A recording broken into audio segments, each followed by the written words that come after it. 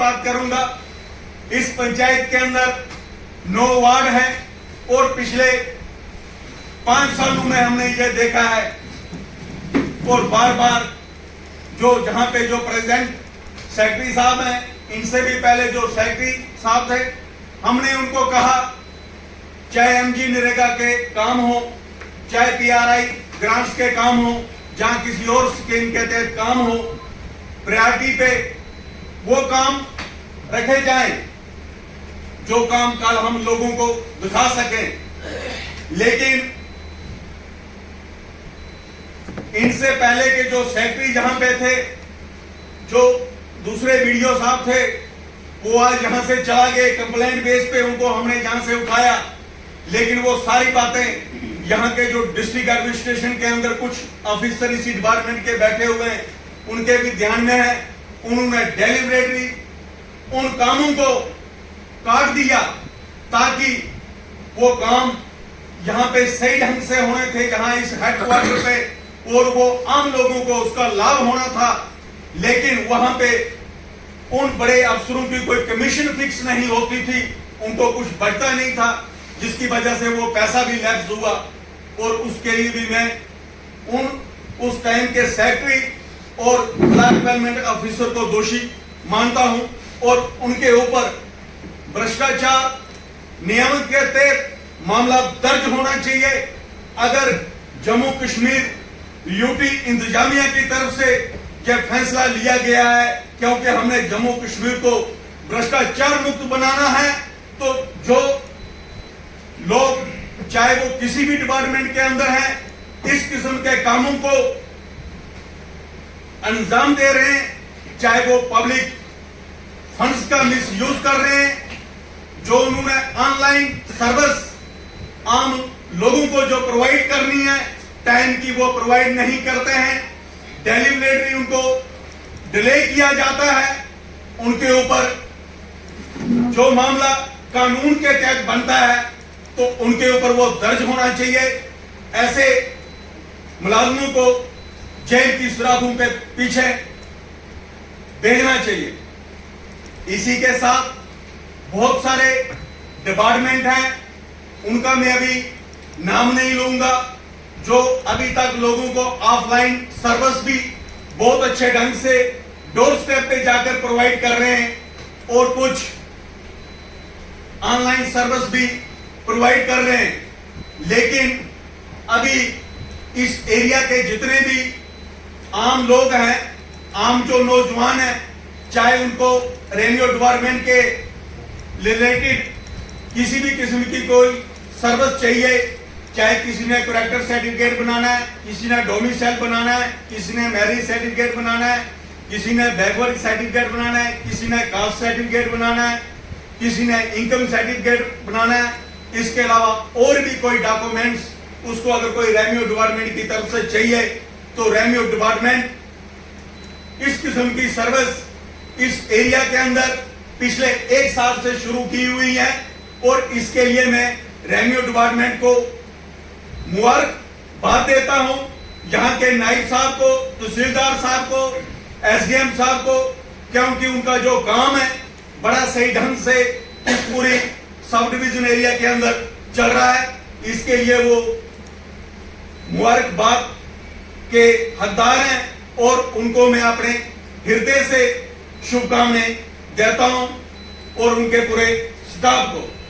मैं ज्यादा डिपार्टमेंट के बीच में नहीं जाना चाहूंगा। जैसे अभी जहां एक इरिगेशन डिपार्टमेंट है, लेकिन इरिगेशन डिपार्टमेंट का जो जहां के जो लोकल कर्मचारी हैं इस एरिया के, वही सिर्फ नहर के ऊपर देखते हैं, लेकिन वो जहां की डीपीआर बनाकर भेज देते हैं, लेकिन वो काम उस काम का कभी टेंडर होता हुआ हमने नहीं देखा। असर की जो नहर है इसकी लेंथ 3.5 किलोमीटर है। असर पुलिस स्टेशन से लेकर असर यहां से शुरू होता है और पीछे वो कंडेरी लास्ट तक 3.5 किलोमीटर का एरिया है। लेकिन साल में इसकी 2-3 दफा यही डिपार्टमेंट डीपीआर बनाता है, लेकिन जब टेंडरिंग की बात आती है तो कोई 2-3 लाख का टेंडर किसी द्वारका ये निकालते हैं और पूरी जो नहर है अस्सर की वो इस समय अनसेफ है और उसमें इतना घास, इतनी झाड़ियां, इतना मलबा भरा हुआ है और जगह जगह से उसके पोर्शन भी डैमेज हो चुके हैं। ये भी एक बहुत बड़ा भ्रष्टाचार है और जहां के जो किसान हैं हमारे, उनके साथ ये एक बहुत बड़ा अनजस्टिस यहाँ के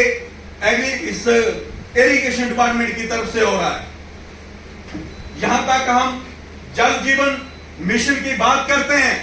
आज के इस भ्रष्टाचार अभियान के प्रोग्राम में उन लोगों को भी जहां पे रहना था, लेकिन उस डिपार्टमेंट का कोई भी अधिकारी आज के इस भ्रष्टाचार मुक्त के प्रोग्राम में नहीं आया हुआ है, क्योंकि इस समय इस पूरे सब डिवीजन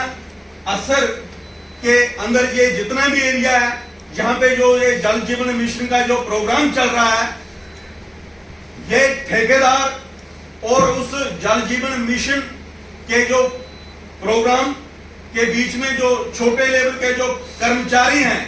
वो बड़े अधिकारियों को मिसगाइड कर रहे हैं और वो अपनी सूलियत के मुताबिक पाइपलाइन बिछा रहे हैं और हाउसिंग का उनका जो काम चल रहा है, अपनी सूलियत देख रहा है ठेकेदार। आने वाले टाइम में इस एरिया के अंदर क्या होगा, जितने भी जो इन्होंने जो हाउस बनाए हैं, जो पाइपें लगाई हुई हैं, जिस पॉइंट से लगाई हुई हैं वो पॉइंट आज से ही ड्राई हो रहे हैं, उस पॉइंट पे कोई भी पानी नहीं है और पानी बिल्कुल कम होता जा रहा है और उस पॉइंट में ये सबसे बड़ा एक दिखावा कर रहा है जल जीवन मिशन का जो अभियान प्रोग्राम पूरे इस सब डिवीजन अस्सर के अंदर चल रहा है। तो इसके बारे में भी हमें एक संज्ञान लेना चाहिए, नोटिस लेना चाहिए, ऐसे डिपार्टमेंट को पूछना चाहिए। और इसी के साथ जो हमारा पीएमजीएसवाई डिपार्टमेंट है, यहां पे ये पिछले दिनों इसी जो ये सर्कल रोड अस्सर से जो चिल के लिए जो बना हुआ है और चिल से होता हुआ काशीगढ़ के लिए जाता है और बीच में जो एक पार्ट जो ये टेक अप पॉइंट ये यहाँ अस्सर से शुरू होता है, हॉस्पिटल के लिए 1.5 किलोमीटर एरिया है और 8 महीने हुए हैं अभी तक इस रोड को इन्होंने ब्लैक टॉप किया। इसकी इन्होंने वाइडिंग की डिपार्टमेंट ने, उस ठेकेदार ने, लेकिन जहां पे पिक एंड चूज किया गया, जो आदमी बोलने वाला नहीं था उसकी जमीन को काट दिया। रेवेन्यू डिपार्टमेंट ने उस टाइम निशानदेही भी की, लेकिन उस ठेकेदार ने और डिपार्टमेंट के जो उस टाइम के जो एम्प्लॉइज इस रोड पे थे, उन्होंने सही ढंग से इस रोड की वाइडिंग नहीं होने दी और जितना भी यह ब्लैक टॉप हुआ है इसमें सब स्टैंडर्ड मटेरियल डाला गया है और वो पूरा रोड उखड़ा हुआ है। इसको भी हम भ्रष्टाचार मानते हैं। इससे बड़ा भ्रष्टाचार यहां सब डिवीजन हेडक्वार्टर पे आपको देखने के लिए कहां मिलेगा। और ये मेरी नायब साहब से भी दरख्वास्त है और आप इस मैसेज को तहसीलदार साहब को, एसडीएम साहब को, ऊपर जो हाई लेवल के जो ऑफिसर हैं, इन पॉइंटों को नोट करके उनके भी नोटिस में लाया जाए और ऐसे डिपार्टमेंट के ऊपर लगाम कसने की जरूरत है। और पिछले 1 साल से इस ब्लॉक के अंदर किसी भी किस्म का कोई एमजी नरेगा का काम नहीं हो रहा है। पूरे ब्लॉक के अंदर जो लोग जॉबदार होल्डर हैं वो सफर हो रहे हैं, क्योंकि लास्ट टाइम एमजी नरेगा के हर पंचायत के अंदर 2-2, 3-3 काम हुए हैं, 4-4 काम हुए हैं और लोगों की पिछले 4-5 सालों से बहुत सारी लाइबिलिटी बकाया है एमजी नरेगा की।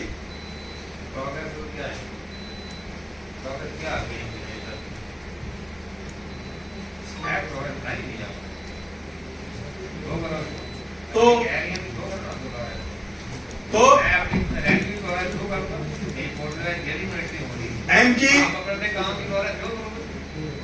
एमजी नरेगा की पिछले 1 साल में इस डिपार्टमेंट के अंदर क्या प्रोग्रेस रही है, वो आज के इस प्रोग्राम में जो अधिकारी, जो कर्मचारी जुड़े हुए हैं, उनको ये दिखानी चाहिए ताकि हम आम लोगों को इस बात का पता चल सके कि यहाँ पे क्या हो रहा है। तो आज के इस प्रोग्राम में मैं ज्यादा लंबी चौड़ी बात नहीं करूंगा। जो बातें मैंने इस प्रोग्राम के जो कंसर्निंग जो ऑफिसर इस प्रोग्राम को इस पूरी तहसील के अंदर देख रहे हैं उनके ध्यान में मैंने लाई है, और मैं ये उम्मीद करता हूं कि इसके ऊपर जरूर आप गौर करें और ऐसे डिपार्टमेंट के ऊपर आप शिकंजा कसें, चाहे वो पीएमजी है, जल जीवन मिशन है, चाहे और कोई डिपार्टमेंट है जिनका हमने नाम लिया है। तो ज्यादा बीच में ना बोलूंगा, अपनी बात को यहीं पे समाप्त करता हूं। धन्यवाद।